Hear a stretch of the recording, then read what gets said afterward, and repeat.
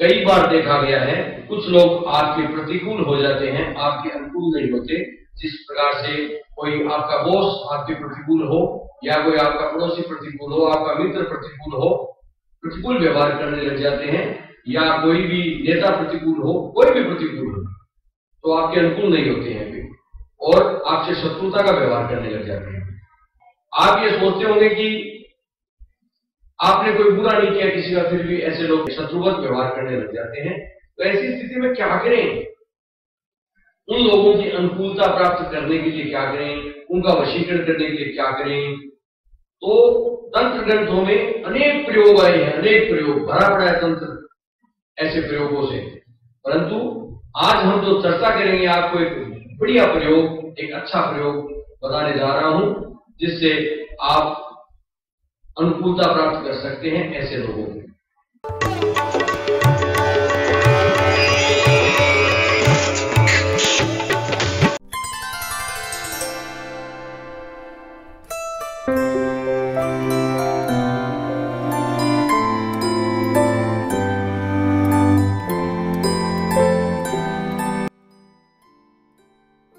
नमस्कार, astro park में आपका स्वागत है। आपकी सेवा में उपस्थित महेश चंद्र पुरोहित, स्वामी आत्मविश्वास। प्रिय दर्शकों, आज हम चर्चा कर रहे हैं आपके प्रतिकूल हुए लोगों की अनुकूलता प्राप्त करने के प्रयोगों के विषय में। आज आपको ऐसा प्रयोग बताने जा रहा हूं जिससे आप आसानी से शत्रुवत व्यवहार कर रहे व्यक्ति को अनुकूल कर सकते हो। जो कार्य में बाधा पहुंचा रहा है उसकी अनुकूलता प्राप्त कर सकते हो। बहुत से लोग विभिन्न क्षेत्रों के अंदर, कभी कोई वकील प्रतिकूल हो जाता है, कोई मित्र प्रतिकूल हो जाता है, पड़ोसी प्रतिकूल हो जाता है, शत्रुवत व्यवहार करने लग जाते हैं, कोई बॉस प्रतिकूल हो जाता है। इस प्रकार से जीवन में अनेक स्थितियां आती है। तो ऐसे लोगों की अनुकूलता प्राप्त करने का क्या साधन है, तो इस विषय में हम चर्चा कर रहे हैं।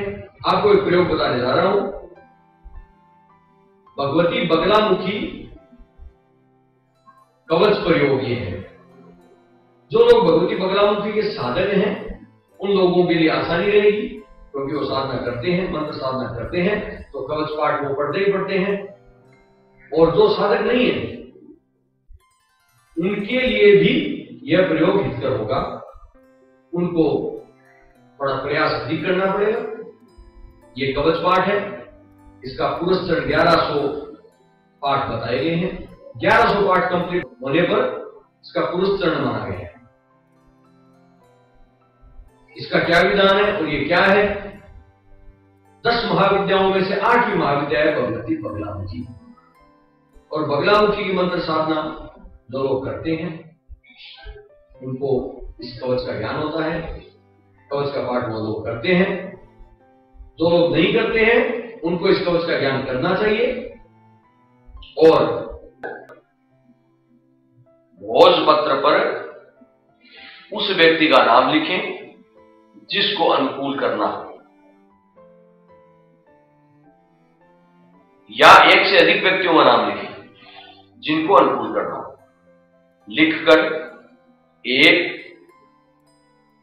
कांच के बर्तन में या शीशी में, कांच की एक शीशी में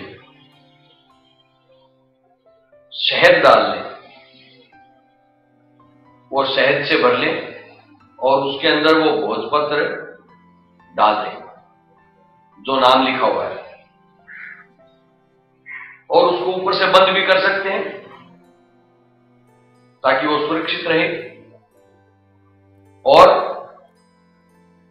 जो माता बगलामुखी के साधक हैं उनके लिए तो अच्छा है।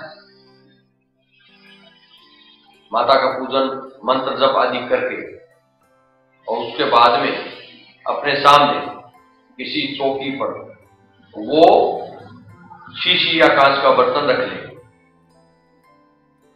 पूर्व में मुंह कर लें, धूप दीप कर लें, संकल्प कर लें कि किस कामना के लिए मैं ये कर रहा हूं, और उसके बाद में इस बगला कवच का 1100 पाठ इसके करें।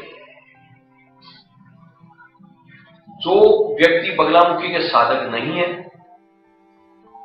वो माता बगलामुखी का ध्यान करके, धूप दीप करके, संकल्प करके और इस कवच को पढ़ सकते हैं। आपको 1100 पाठ करने हैं। आपको दिनों में बांट लेना है। जैसे 7 दिन में आप 1100 पाठ करें, 9 दिन में आप 1100 पाठ करें, नवरात्रा में आप करें तो पूरी नवरात्रा में आप 1100 पाठों को बांट लें उस हिसाब से। और सायंकाल करें तो अधिक अच्छा है।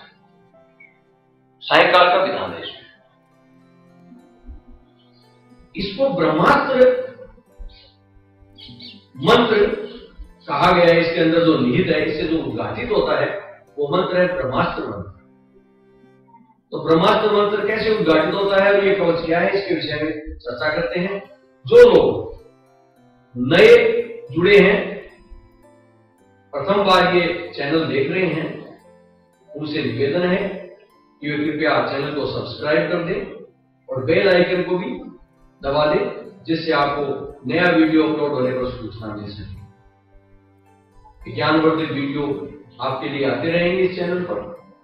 इसलिए आइए प्रारंभ करते हैं। तो बगला कवच क्या होता है? माता बगलामुखी का कवच।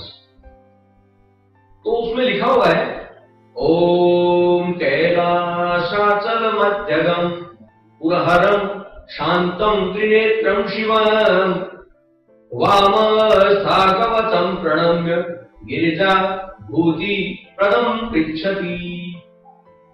देवी श्री बगलामुखी रिपुकुलारैर्याग्निरूपाचया तश्चाशाप विमुक्त मंत्र सहितम प्रीत्याधुना ब्रूहि माम्। कैलाशाचल मध्यगम पुरहरम शांतम त्रिनेत्रम शिवम। कैलाश पर्वत पर शांत मुद्रा में त्रिनेत्र भगवान शिव बैठे हुए हैं। उनके बाएं भाग में गिरजा पार्वती गिरजा बैठी हुई है और गिरजा पूछती है भगवान शंकर से कि हे भगवान, देवी श्री बगलामुखी का जो कवच है, जो शत्रु दल का शमन करने वाला है, शत्रुनाश करने वाला है, ऐसे कवच का ज्ञान मुझे बताइए। उसका शाप विमोचन कैसे होता है और उसका क्या विधान है, मुझे बताइए। तो भगवान शंकर ने कहा, श्री शंकर उवाच देवी श्री भववल्लभे शृणु महामंत्रम विभूति प्रदम दिव्या वर्मयुतम समस्त सुखदम साम्राज्यदम मुक्तिदम। अर्थात हे देवी, ये जो इसको महामंत्र कहा गया है और ये जो मंत्र इस कवच से उद्घाटित होता है ये विभूति प्रद है, अर्थात समस्त सुख साम्राज्य मुक्ति सभी प्रदान करता है और रिपुन्नाशाय अर्थात शत्रु दल का शमन करता है, शत्रु को क्षीण करता है। तो ये जो है कवच, इसका उद्घाटन आगे के श्लोकों में है, जिसमें बताया गया है कि किस किस तरह के पद लगाए मंत्र के अंदर और किस प्रकार से मंत्र बनता है। आगे के श्लोकों में यह है। तो भगवान शंकर ने देवी को इसका विधान बताया। अब इस कवच का पाठ करने का क्या तरीका है? कोई अच्छा सा मुहूर्त देख करके पूर्व दिशा में मुंह करके बैठ जाए आसन पर, धूप दीप आदि कर ले। धूप दीप करने के बाद जो लोग बगला के साधक है वो बगलामुखी देवी की पूजा करें, तो साधक नहीं है वो अपने विधान से पूजा कर ले, भाव से, और एक संकल्प ले लें, हाथ में जल लेकर अपनी भाषा में संकल्प बोल ले, अपना नाम गोत्र आदि उच्चारण करते हुए, और इस प्रकार से बोले ओम अश्व श्री बगलामुखी ब्रह्मास्त्र मंत्र कवचस्य भैरव ऋषि विराट छंदः श्री बगलामुखी देवता क्लीं बीजम ऐं शक्ति श्रीं कीलकम मम परस्य च मनोभिलिष्टेष्टकार्य सिद्धे जपे विनियोग है। मनोभिलषित अभिष्ट कार्य सिद्धे जपे विनियोग। अर्थात ये जो बगलामुखी ब्रह्मास्त्र मंत्र कवच है, इसका भैरव ऋषि है, विराट छंद है जिसमें ये लिखा गया है। बगलामुखी इसका देवता है, क्लीन बीज मंत्र है, ऐं इसकी शक्ति है और इसका कीलक श्रीम है, जिससे ये कीलित किया गया है श्रीम। तो ये सब है। और मैं अपने लिए या किसी और के लिए, जो भी आप कामना करते हो, मन इच्छा कार्य के लिए, जप के लिए विनियोग करता हूं। इस प्रकार से विनियोग करें, संकल्प बोलने के बाद विनियोग करें और फिर अंगन्यास करें, अर्थात अपने शरीर के अंगों में विभिन्न मंत्र की शक्तियों की स्थापना करें। तो किस प्रकार से? ऐसे हाथ लगाते हुए अपना दाहिना हाथ सिर में लगाते हुए भैरव ऋषि नमः शिरसी, मुख में लगाते हुए विराट संसे नमः मुखे, बगलामुखी देवता ही नमः हृदय, शरीर के अधो भाग में हाथ लगाते हुए क्लीन डिजाइन में बुझिए, पैरों में हाथ लगाते हुए ऐं शक्ति नमः पादयो हो, और पूरे शरीर में हाथ लगाते हुए श्रीम कीलकाय नमः सर्वांगे। इस प्रकार से ये न्यास करें। और उसके बाद में दूसरा न्यास होता है करण न्यास। करण न्यास आप करें अंगूठों में। सबसे पहले ओम ह्राम अंगुष्ठाभ्याम नमः, इस तरह से अंगूठों में ह्राम बीज मंत्र की स्थापना कीजिए। ह्राम अंगुष्ठाभ्याम नमः, फिर तर्जनी में ओम ह्रीम तर्जनीभ्याम नमः, ओम ह्रूम मध्यमाभ्याम नमः, ओम ह्रेम अनामिकाभ्याम नमः, ओम ह्रोम कनिष्ठिकाभ्याम नमः, ओम ह्रै कर तल कर पृष्ठाभ्याम नमः।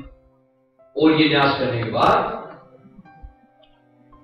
आप जो है हृदयादि न्यास और करेंगे।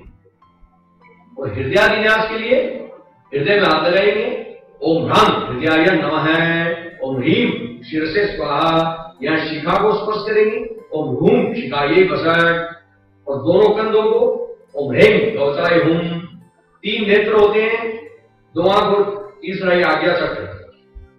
ओम ह्रेम नेत्र त्रयाय बोसट, और फिर हाथ को घुमा करके ओम ह्रै अस्त्राय फट।